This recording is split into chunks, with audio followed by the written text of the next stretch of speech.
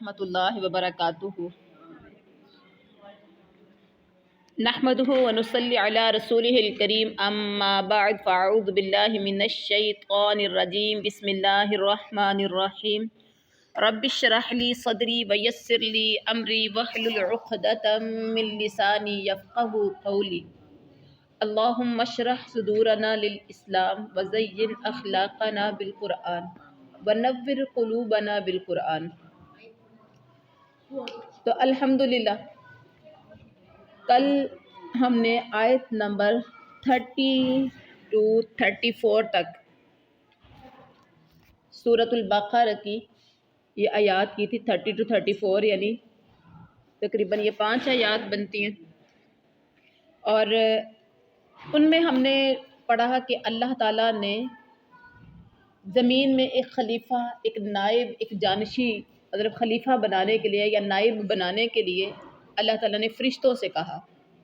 तो फ़रिश्तों ने आगे से क्या कहा कि अल्लाह क्यों बनाएगा जो फ़साद करेगा और खून बहाएगा। हम्द तस्बीह तक़दीस की ज़रूरत है तो हम काफ़ी है, लेकिन अल्लाह ने कहा जो मैं जानता हूँ वो तुम नहीं जानते।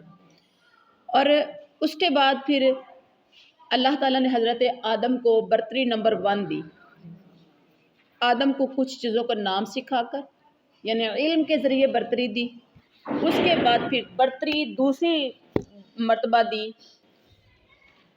आदम को ताज़ीमन सजदा करवाकर। 2 बर्तरियाँ हासिल हो गई हज़रत आदम अलैहिस्सलातु वस्सलाम को फ़रिश्तों के सामने। और उसमें फिर तज़किरा हमने पढ़ा कि सब ने सजदा कर लिया सिवाय इब्लीस के, और वो काफिरों में से हो गया तकब्बुर की बिना पर, इनकार की बिना पर। यानी अल्लाह का हुक्म था कि आदम को सजदा करो, इब्लीस को चाहिए था कि आदम को सजदा करता अल्लाह के कहने पर कि मेरे रब का हुक्म है, और नहीं सजदा किया। छोटी सी एक बात यहाँ नुक्ता समझें। कभी कभी ना हमारी अम्मी, हमारे अब्बू या हमारा कोई बड़ा या उस्ताद कोई भी कहता है कि फ़लाँ को ये बात कह कर आओ, किसी को भेजते हैं, वो हम आपको भेजें या मुझे भेजें या किसी को भेजें हमारी तरफ, या हमें भेजे किसी की तरफ कि जाओ फ़लाँ से कहना कि ये काम ऐसे ऐसे ऐसे ऐसे कर ले। अब उसमें भी हमारी अकल देखें, हम जो आने वाला है उससे अगर हम नाराज़ हैं या हम अपने से उसको छोटा समझ रहे हैं तो हम उसकी बात नहीं समझते, बल्कि हम क्या करते हैं कि जो हमने बात नहीं सुनी, या तुमको यहाँ क्या लेने आए हो, या हमारी तुम्हारी नाराज़गी है, तेरे आने का काम क्या बनता था। कई बातों से हम आगे से, या हम उसको कोई रिस्पॉन्स ही नहीं करते, चुप करके बैठे रहते। करते हो कि नहीं करते? क्यों? कि जो पैगाम लेके आने वाला है या तो हम उसको छोटा समझ रहे हैं, या हम उससे नाराज़ हैं, या हम उसको अच्छा ही नहीं समझते। हालांकि आप आने वाले को ना देखें, आप आने वाले को ना देखें, आप देखो कि ये पैगाम आया किसकी तरफ से। मेरी अम्मी जान की तरफ से आया है, मेरे अब्बू जी की तरफ से आया है, मेरे उस्ताद की तरफ से आया है, मेरे बुजुर्ग की तरफ से आया है, मेरे बड़े की तरफ से आया है। पैगाम भेजने वाला कौन है? आने वाले को नहीं देखते। आने वाला तो कोई भी ज़ैद आ सकता है, बकर आ सकता है, किसी को भी भेजा जा सकता है। आप पैगाम देखें कि पैगाम आया किसका है। इब्लीस को चाहिए था कि वो देखता कि हुक्म किसका हो रहा है, हुक्म किसका हो रहा है। अल्लाह का हुक्म है जो पूरी कायनात को बनाने वाली ज़ात है, लेकिन उस रब को छोड़ के वो कहता है मैं आदम को सजदा करूं, मैं इसको सजदा करूं। ये हकीर से चीज़ मट्टी से बना है, मैं आग से, उबरने वाली आग से, शोले वाली आग से बना हूँ। आपकी आग की फितरत ऊपर को जाना, मट्टी की फितरत नीचे को गिरना, मैं नीचे पाँव में रोंदी जाने वाली चीज़ से मैं बनने वाला इंसान, मैं क्यों इसको सजदा करूं। हम भी यही तकब्बुर और गुरूर में आते हैं, हम भी इसी गुरूर में आते हैं कि पैगाम किसका है वो नहीं देखते, लाने वाला कौन है बस। सो मैंने इसकी बात नहीं मानी, तो फिर आप देखें उसका अंजाम तो फिर बुरा ही होता है। फिर उस्ताद भी गुस्सा निकाल सकते हैं, अम्मी जान भी गुस्सा निकाल लेती हैं, अब्बू जान भी, कि मैंने तुम्हें पैगाम भेजा था, तुझे समझ नहीं आई थी। تو آپ بس ذہن میں یہ نقطہ ذہن میں رکھے گا، پیغام بھیجنے والا کون ہے، لانے والے کو نہیں دیکھنا۔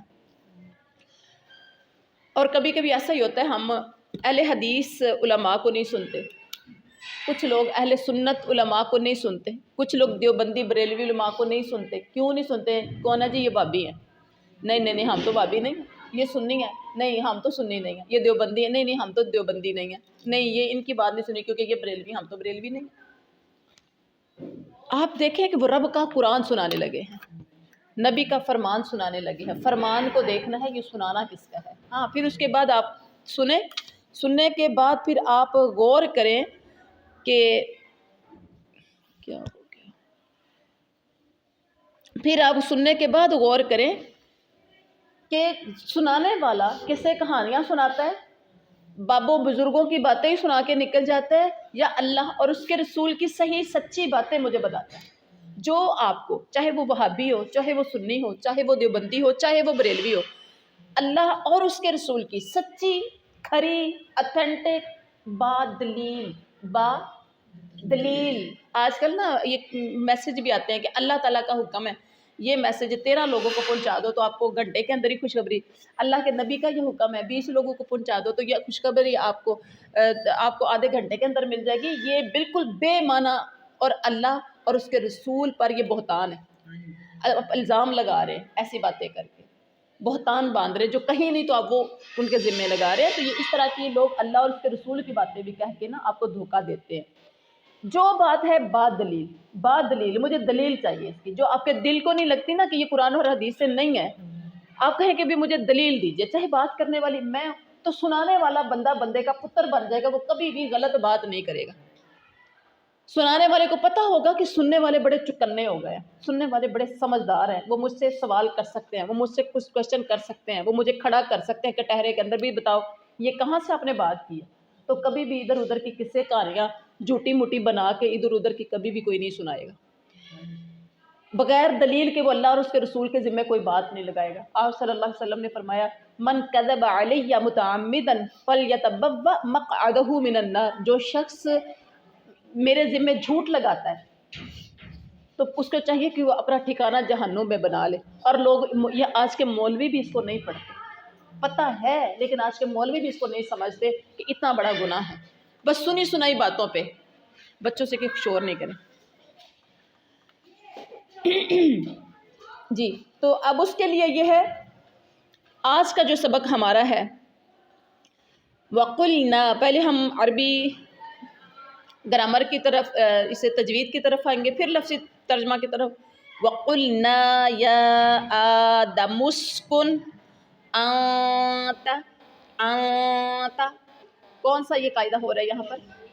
اخفا کا، نون کو آپ چھپا رہے ہیں ناک میں، انت وزوجک نون مشدد کے اوپر غنہ آئے گا، ایک الف کے برابر، جنت وکلا منہا، یہاں بھی تو نون آ گیا نا، نون ساکن، تو یہاں ہم نے کیا کرنا، اظہار کرنا، کیونکہ حروف حلقی میں سے کیا آ گیا ہے، ہاں آ گیا ہے۔ منہا رغدن، را موٹا، غین بھی موٹا، رغدن، حیث سو تھا، آپ نے پڑھا تھا نرم حروف میں سے، حیث، آپ قرآن سامنے کیوں نہیں رکھ کے بیٹھتی؟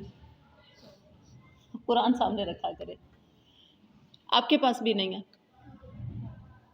کیا؟ آپ حافظہ ہیں جو آپ نہیں پڑھنا چاہ رہی قرآن پاک؟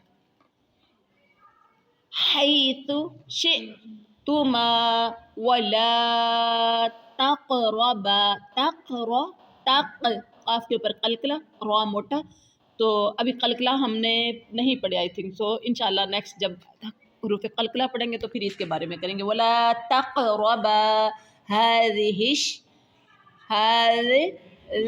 ری نرم حروف میں سے، هذه الشجرة فتكونا من الظالمین۔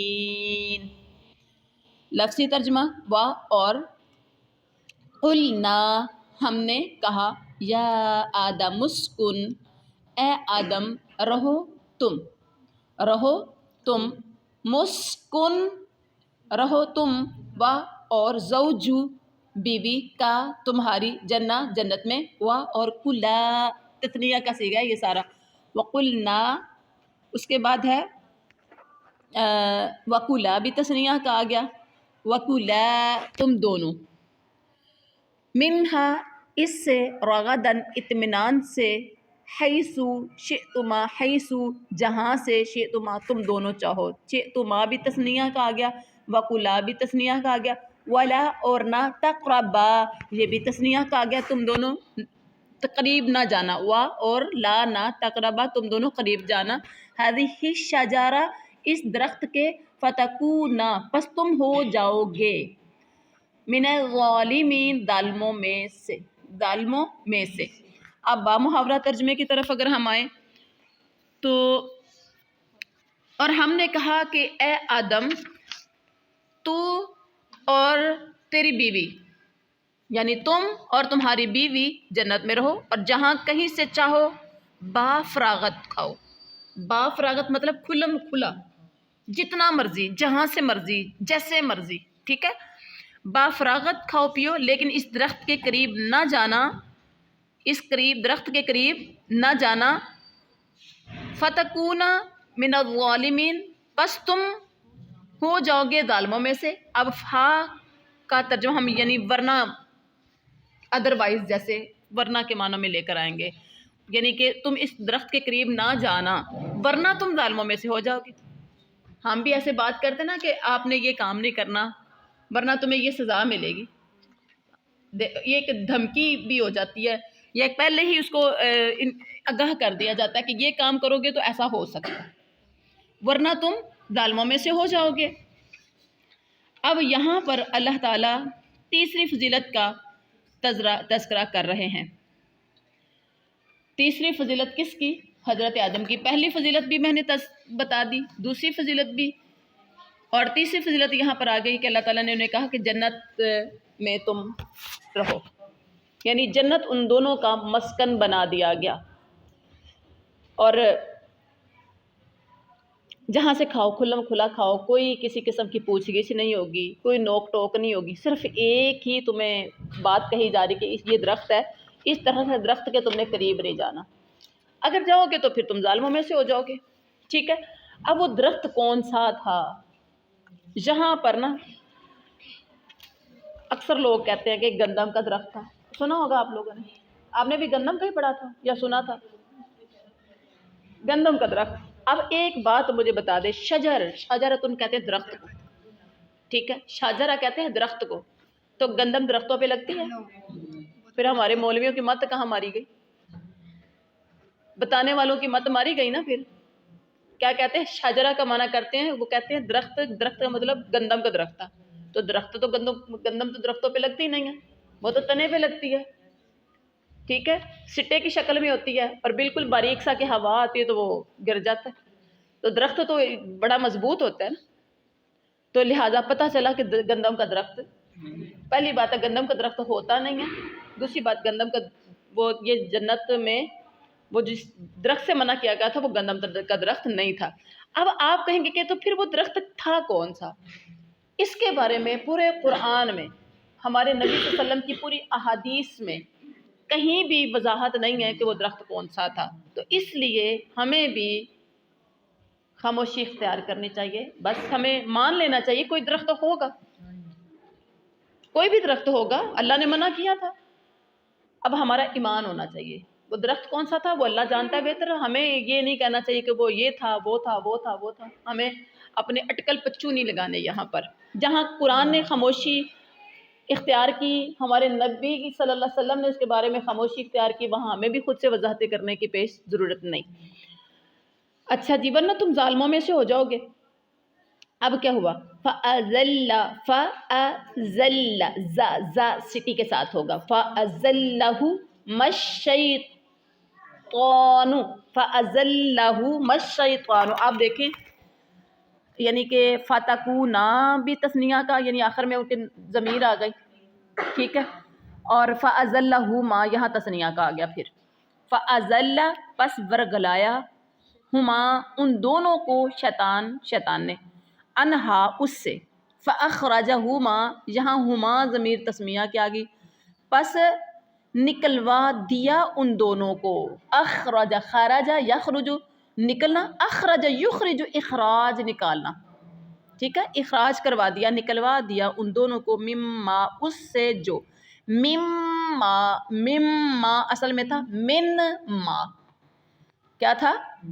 من ما تھا، مما اصل میں من ما تھا. ایک الگ قاعدہ ہے انشاءاللہ، ہم یہ جو ہمارے اقلاب اخفاء اظہار چل رہا ہے اس کے بعد ہم اس کا پڑھیں گے. پھر کانا فیہ، کانا تسنیہ پھر آ گیا، مما اس سے جو، کانا تھے دونوں، فیہ اس میں، با اور قلنا ہم نے کہا، نہبتو اتر جاؤ تم، بعضکم تمہارا بعض، لبعض بعض کا، عدو دشمن ہے. اب دیکھیں، فقلنا ہم نے کہا، اللہ کہتے ہیں ہم نے کہا، اللہ چاہے تو ہم کہہ کے بات کرے، میں کہہ کے بات کرے، ٹھیک ہے، ہم نے کہا کہ تم اتر جاؤ، تمہارا بعض بعض کا دشمن ہے، وَلَكُمْ اور تمہارے لیے، فِي الْأَرْضِ، فِي الْأَرْضِ عربی نہیں میرے خیال پڑھی ہم نے اس کی، چلیں وہ بعد میں پڑھ لیتے ہیں. فِي الْأَرْضِ زمین میں، مستقر ٹھکانہ ہے، وَمَتَاعٌ اور فائدہ ہے، إِلَى حِين ایک وقت تک. اب ہم عربی پڑھ لیتے ہیں. فَأَزَلَّهُمَا الشَّيْطَانُ عَنْهَا فَأَخْرَجَهُمَا مِمَّا كَانَا فِيهِ وَقُلْنَا اهْبِطُوا بَعْضُكُمْ لِبَعْضٍ عَدُوٌّ وَلَكُمْ فِي الْأَرْضِ مُسْتَقَرٌّ وَمَتَاعٌ إِلَى حِين. تلفظ تجوید جب بھی ٹھیک ہوگا جب آپ ایک ایک لفظ کو اس کی جگہ سے نکالیں گے. یہ تھا لفظی ترجمہ، اور بامحاورہ ترجمہ کی طرف اب ہم آتے ہیں. پیچھے وقلنا یا آدم مسکن کی ہو گئی تھی آیت کا ترجمہ، اور یہاں ہے فَأَزَلَّهُمُ الشَّيْطَانُ، کیا ہے؟ لیکن شیطان نے ان دونوں کو بہکا کر وہاں سے نکلوا ہی دیا، ٹھیک ہے، یعنی بہکایا ان دونوں کو شیطان نے، اس سے دونوں کو نکلوا دیا جس میں وہ تھے، یعنی جنت سے نکلوا دیا. اور ہم نے پھر کہا، جب جنت سے نکلوایا تو ہم نے کہا کہ تمہارا بعض بعض کا دشمن ہے، اور تمہارے لیے زمین میں اب ٹھکانہ ہے اور فائدہ اٹھانا ہے ایک وقت تک. ایک وقت یعنی اس کا بھی ایک ٹائم ہوگا، زمین میں کب تک رہنا، پھر دوبارہ واپسی ہماری طرف ہی آنا ہے. جی اب یہاں پر دیکھیں، شیطان نے جنت میں داخل ہو کر روبرو آمنے سامنے ہو کر انہیں بہکایا ہے. یہ یا وسوسہ اندازی کے ذریعے سے انہیں بہکایا. اس کے متعلق بھی ایک صحیح حدیث سے کوئی وضاحت نہیں ہے. ویسے بہت سی بنی اسرائیلی روایات بھی ہیں، بہت سے علماء کرام نے بھی بہت کچھ کہا، لیکن واضح حدیث کہ وہ جنت میں آدم اور حوا تھے، شیطان تو تھا نہیں، وہ کیسے گیا، شیطان جنت میں داخل ہوا، کچھ کہتے ہیں مور کے یعنی پروں میں، کچھ مختلف قسم کے ہیں. بہرحال ہمیں اتنی لمبی چوڑی وضاحت کی نہیں ضرورت ہے. اللہ جس نے آدم اور حوا کو بنایا تھا نا، ان کا دشمن بھی جو پیدا کیا تو وہ سارا کچھ ہی کر سکتا. یہ سب کچھ اللہ کے حکم سے ہی ہوا ہے، اللہ کی مرضی کے خلاف کچھ بھی نہیں ہوا. یہ جو اللہ نے کہا تھا نا، انی عالم ما لا تعلمون، جو میں جانتا ہوں تم نہیں جانتے، وہ دشمن حضرت آدم و حوا کو جو چھپا کے رکھا ہوا تھا، جو میں جانتا ہوں تم نہیں جانتے، وہ ظاہر ہو گیا. اور وقت گزرتا گیا، جیسے جیسے حالات پیش آتے گئے، پھر اب دشمن نے بھی چال چلنی تھی، کیونکہ اس نے اس ٹائم مانگ لیا تھا، مجھے مہلت دیجیے، پورا واقعہ آگے جا کے آئے گا. تو واضح ہے کہ جس طرح سجدے کے حکم کے وقت اس نے حکم الہی کے مقابلے میں قیاس سے کام لے کر کہ میں آدم سے بہتر ہوں، سجدے سے انکار کیا، اس طرح اس موقع پر اللہ تعالیٰ کے حکم وَلَا تَقْرَبَا کی تعویل کر کے حضرت آدم کو پھسلانے میں کامیاب ہو گیا. کس طرح بہکایا، پھسلایا، کس طرح سے آدم کے پیچھے پڑا، اس کا مکمل تفصیلی ذکر سورۃ الاعراف میں آئے گا، ہم وہاں پر پڑھیں گے انشاءاللہ. تو گویا اللہ تعالیٰ کے حکم کے مقابلے میں قیاس کرنا اور نص کی دراز کار کا تعویل کا ارتکاب بھی سب سے پہلے شیطان نے کیا تھا. یعنی قیاس کرنا اور ہیلا بہانہ کرنا. کیا بہانہ کیا تھا جی؟ نہیں مجھ سے بہتر نہیں ہے، میں اس سے بہتر ہوں، یہی کہا تھا نا. تو اس طرح کی تعویلیں اور نس کرنا کس کا کام ہے؟ سب سے پہلا شیطان نے. اور آج بھی اگر کوئی حق سے لوگوں سے آپ کہیں کہ آپ نماز پڑھے تو کیا کہتے ہیں؟ ٹائم ہی نہیں ملتا، اللہ توفیق دے گا تو پڑھیں گے. کہتے ہیں کہ نہیں کہتے؟ کوئی کسی سے دین کی بات کہو، اب آپ کلاس کے لیے کہہ دیں لوگوں کو کہ آپ ہماری فلاں جگہ پر کلاس ہو رہی ہے اور آپ آئیے گا. ہم جاتے ہیں، بڑا مزہ آتا ہے، ہمیں سننے کا موقع ملتا ہے. تو آگے سے کیا کہتے ہیں؟ نہیں ٹائم ہی نہیں ملتا، یا اللہ توفیق دے گا تو ہم ضرور آئیں گے. دل تو چاہتا ہے لیکن اللہ توفیق دے گا. اللہ نے باہ نہیں پھڑنے کے آ جاؤ تھے چلیے. ٹھیک ہے، یہ اللہ نے آپ نے کوشش کرنی ہے. نماز میں جو پڑھتے ہیں نا اہدنا الصراط المستقیم، اگر تو سچے دل سے پڑھتے ہو، اگر تو آپ سچے دل سے پڑھتے ہو کہ یا اللہ مجھے واقعی سیدھا راستہ چاہیے، مجھے سیدھا راستہ دکھا، تو آپ نے دل سے زبان سے بھی کہا اور دل نے اس کا اقرار بھی کیا. کیونکہ بہت سی چیزیں یہ تو ہم فرضی روز رٹائے الفاظ ہیں، ہم روز کہتے ہیں اہدنا الصراط المستقیم صراط الذین انعمت علیہم، چھتی بس فکر مکاؤ. نماز ہماری ہے فکر مکاؤ. ایسا ہی ہے نا، جیسے ہم نے بچوں کو کھانا دے کے کہتے ہیں نا فکر لاؤ ایک باری کھانا کھونا کھوا کے، تو یہ روٹی یہ نماز پڑھ کے بھی ہم نے فکر ہی مکانا ہے. تو پھر اسی لیے تو ہمیں ہدایت بھی نہیں آتی، اسی لیے ہمیں سیدھا راستہ بھی نہیں ملتا. جب آپ راستے میں پڑ گئے.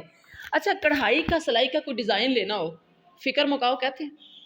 ایمانداری سے بتائیے، آپ کو کوئی فراک کا، کسی قمیض کا، کسی شلوار کے پانچوں کا اپنے ڈیزائن لینا ہے تو کہتے ہیں کہ اچھا یہ میں نے سیکھنا ہے فکر مکاؤ. نہیں، ایک ایک چیز پہ ایک ایک باریک بینی کے ساتھ آپ دیکھتے ہو کہ کون سی چیز کہاں، ٹانکا کہاں لگا ہے، کہاں موٹا کہاں پتلا، کہاں سے نیچے کہاں سے اوپر. اچھا اس نے بننا کیسے، کتنے ڈیپلی آپ چیز کو دیکھتے ہو. نماز کو بھی ایسے ڈیپلی دیکھتے ہو. قرآن جب پڑھتے ہو تو ڈیپلی پڑھتے ہو، نہیں کرتے؟ تو پھر آپ خود اندازہ لگا لیں ہدایت کیسے ملنی ہے. ہدایت بھی اتنی سستی سی چیز نہیں ہے کہ آپ کے گلاس میں گھول کے کوئی آپ کو پلا دو لے لو ہدایت. نہیں، ہدایت ایسے نہیں ملنی. ہدایت مانگنے سے ملنی ہے، ہدایت ماتھا رگڑنے سے ملنی ہے، ہدایت اللہ کے سامنے گڑ گڑانے سے ملنی ہے، اللہ کی منتیں کرنے سے ملنی ہے. ہدایت اللہ کے سامنے ہاتھ اٹھانے سے ملنی ہے، کوشش کرنے سے ملنی ہے، اپنا راستہ بدلنے سے ملنی ہے، اپنے طریقہ کار بدلنے سے ملنی ہے. ہدایت ایسے نہیں آ جانی. اور ہر بندے کو ہدایت نہیں آتی، ہر بندے کو ہدایت نہیں آتی. امیاں تو بہت دعا کرتی ہیں اللہ میرے بچوں کو ہدایت دے دے. ابو تو بڑی دعائیں کرتے ہیں اللہ میرے بچوں کو ہدایت دے دے. بیویاں تو بہت دعا کرتی ہیں اللہ میرے شوہر کو ہدایت دے دے. کئی شوہر بھی ایسے ہیں جو ہدایت مانگتے بیویوں کے لیے، اللہ ہماری بیویوں کو ہدایت دے دے. کیوں نہیں آتی؟ امی کی دعا میں اثر کیوں نہیں رہا؟ ابو بھائی شوہر سب کی دعا میں اثر کیوں نہیں رہا؟ بہنیں اپنے بھائیوں کے لیے کتنی دعائیں مانگتی ہیں، اثر کیوں نہیں رہے؟ اس کی وجہ ہے جو جس نے مانگنی ہے ہدایت وہ خود نہیں مانگتا. جس کو ہدایت چاہیے وہ خود بھی تو مانگے نا. جب اس نے مانگنا شروع کر دی اللہ نے ہدایت دے دینی. خود بھی مانگے، خود مانگے. ہدایت ایسی چیز نہیں ہے. رزق ایک دوسرے کو دینے سے مل جاتا ہے، مال ایک دوسرے کو دینے سے آپ بانٹ سکتے ہیں، ہدایت نہیں آپ بانٹ سکتے. ہدایت آپ بانٹ نہیں سکتے، نہ آپ کسی کو گفٹ میں دے سکتے ہیں. سوٹ بوٹ مال سب کچھ آپ گفٹ میں دے سکتے ہیں، کسی کو زیادہ دے دے کم دے دے. ہدایت نہیں آپ گفٹ میں کر سکتے. جتنی بھی کیوں پیاری آپ کی پرسنالٹی ہو، جتنی بھی کسی سے آپ سے محبت ہو، جتنا آپ کے کوئی کلوز ہو، آپ اس کو کچھ نہیں دے سکتے سوائے اس کے کہ جس کو اللہ دے. اللہ اکبر. اب کیا ہے،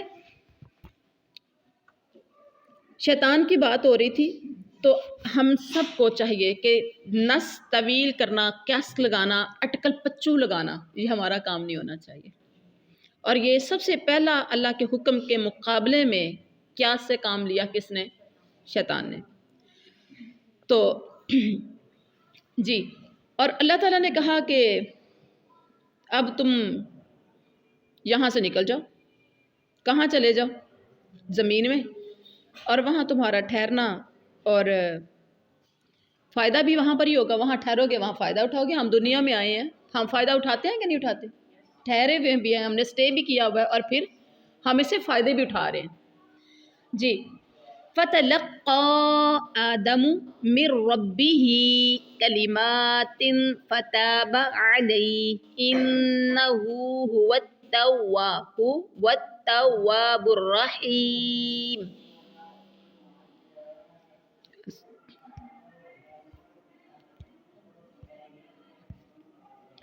فتلقى آدم فا پس تلقى سیکھ لیے آدم نے من سے ربی ہی اپنے رب سے کلمات چند کلمات فتاب پھر وہ متوجہ ہوا علیہ اس پر انہو بے شک وہ ہوا وہی تواب توبہ قبول کرنے والا الرحیم بڑا مہربان ہے. یہاں دیکھیے کہ انہو ہوا. اب یہاں آتے ہیں تو پھر بات کرتے فتلقى پس پھر سیکھ لیے فتلقى پھر سیکھ لیے. یہاں تلقى کی جو تا ہے نا اس میں کیا ہے تلقى سیکھ لیے کام کو اہتمام سے کرنے کا اس کے اندر مفہوم ہے. مطلب ایسے ہی نہیں ہے کہ آپ کو سکھا دیے گئے ہیں آپ نے سیکھ لیے جیسے آپ باقاعدہ اہتمام کر کے آپ بیٹھتے ہو نا سیکھنے کے لیے خود سیکھے ہیں یعنی الہام نہیں کر دیا گیا کہ الہام کا ہاتھ کیا تو یاد ہو گیا. یہاں باقاعدہ سیکھنے کا اہتمام یعنی کام کو اہتمام سے کرنے کا اس کے اندر مفہوم ہے. فتلقى پھر سیکھ لیا آدم نے من ربی ہی اپنے رب سے کلمات چند کلمات سیکھے ہیں باقاعدہ. فتابا پھر وہ متوجہ ہوا علیہ اس پر انہو بے شک وہ وہی توبہ قبول کرنے والا بڑا مہربان ہے. اب یہاں دیکھیں انہو ہوا انہو ہوا ہو کا مطلب ہے وہ ٹھیک ہے ہو کا مطلب کیا ہے وہ ہوا اس کا بھی مطلب وہ ہے بے شک وہ توبہ قبول کرنے والا مہربان ہے. اب دونوں کا ترجمہ کریں گے بے شک وہ ہی ٹھیک ہے ہو اور ہوا دونوں کا مطلب یہاں کیا کر دیں گے وہ ہی یعنی اللہ کے علاوہ کوئی اور ہے ہی نہیں. شک ختم ہو گیا. بے شک وہ جب ضمیر بھی سامنے آ گئی ہو بھی ساتھ اور ہوا کی ضمیر بھی ساتھ لگ گئی ٹھیک ہے تو پھر کیا ہوا دونوں کا مطلب ایک خاص سا ہو گیا کہ بے شک وہ ہی توبہ قبول کرنے والا مہربان ہے. اللہ اکبر. اور اس کے بعد اب ہم اگلی آیت کا ترجمہ کر ہی لیتے ہیں ٹائم کافی ہو گیا. قل نہبطوا منہا جمیعا فَإِمَّا يَأْتِيَنَّكُم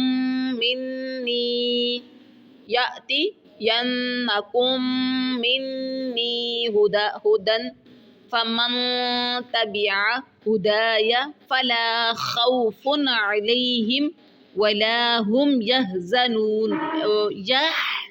یہ ہا دوسری ہے يَحْزَنُونَ. والذین کفروا وکذبوا بآیاتنا اولئک اصحاب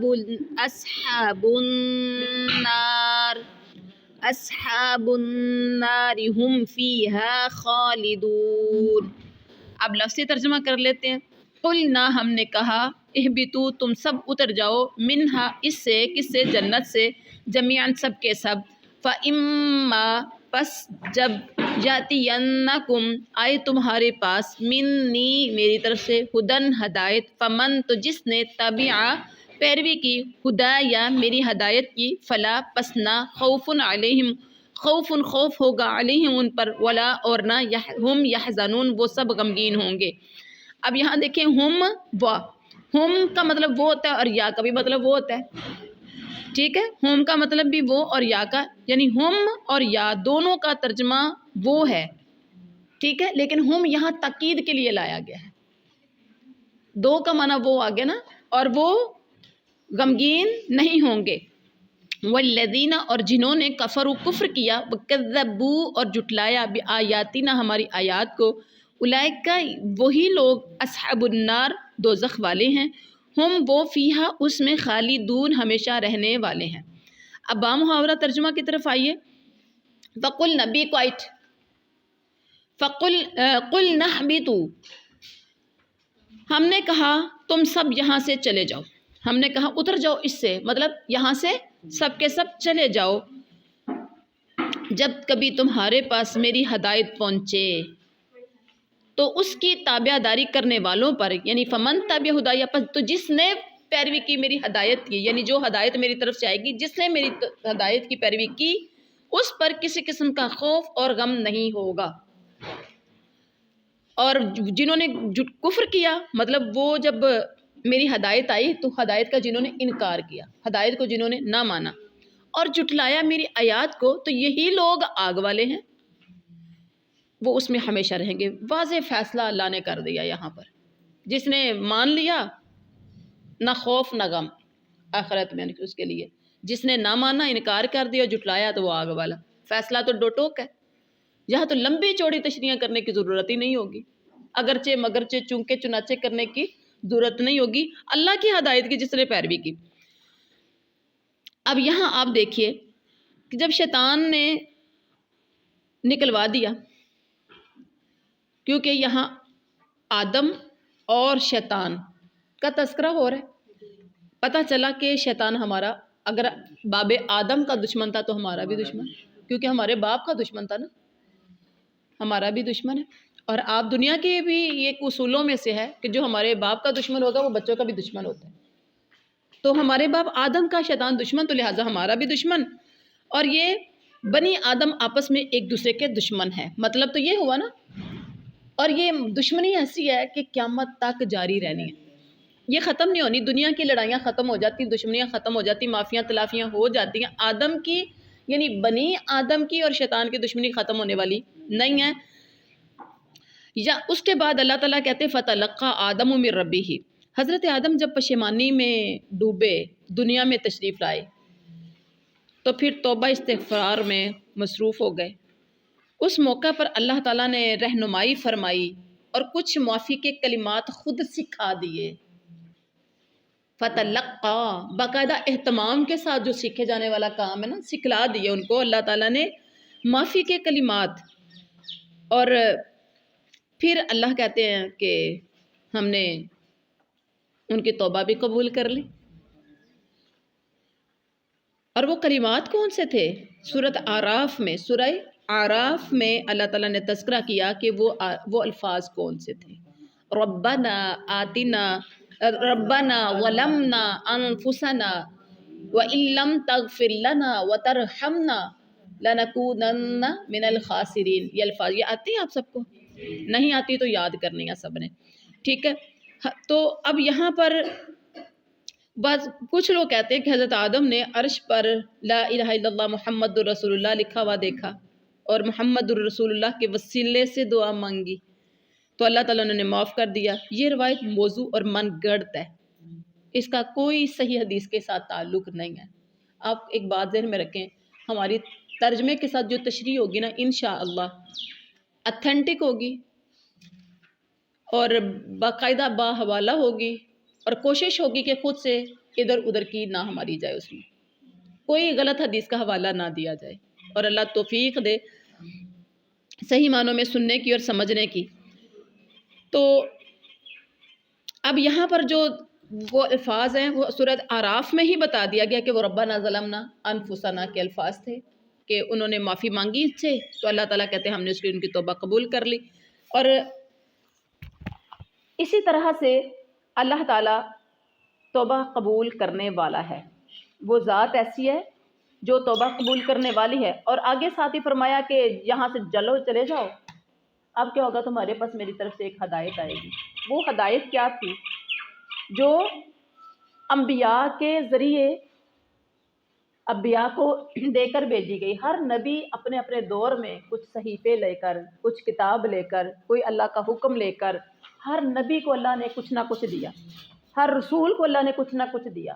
جیسے ہمارے نبی کو قرآن پاک دیا، کسی کو توریت ملی، کسی کو انجیل ملی، کسی کو زبور ملی، اس سے پہلے کسی کو صحیفے ملے، تو وہ اللہ کی طرف سے ہدایت تھی۔ اب جس نے مانا، نہ دنیا میں نہ آخرت میں نہ خوف نہ غم، اور جس نے انکار کیا وہ ہمیشہ ہمیشہ کے جہنمی، یعنی جہنمی بھی اور ساتھ جہنمی ہمیشہ کی یعنی ہمیشگی ہماری جہنم کا صاف سرٹیفکیٹ بھی دیا کہ جہنمی بھی ہوں گے اور وہ ہمیشہ کے جہنمی ہوں گے. اور ادھر انہیں کہا جس نے مان لیا مجھے میری ہدایت کی، جس نے پیروی کر لی، کس چیز کا سرٹیفکیٹ دیا کہ بے خوف رہے گا اور کسی قسم کی پریشانی، کسی قسم کا غم نہیں ہوگا. توبہ قبول فرمانے کے بعد اللہ تعالیٰ نے انہیں دوبارہ جنت میں آباد کرنے کی بجائے دنیا میں ہی رہ کر جنت کے حصول کی تلقین کر دی. دنیا میں رہو، توبہ قبول تو کر لی، لیکن جنت دوبارہ نہیں دی، واپس نہیں بھیجا کہ آ جاؤ جنت میں، بلکہ کیا کہا؟ رہنا جنت دنیا میں ہے، اب جنت کے لیے تم نے کوشش کرنی ہے دوبارہ، مرنے کے بعد اب تمہیں جنت میں بھیجوں گا. لیکن یہ جو 2 4 60 سال 70 سال 80 سال 100 سال جو زندگی ملے گی نا، اس ساری زندگی کا پھر میں نے امتحان لینا ہے.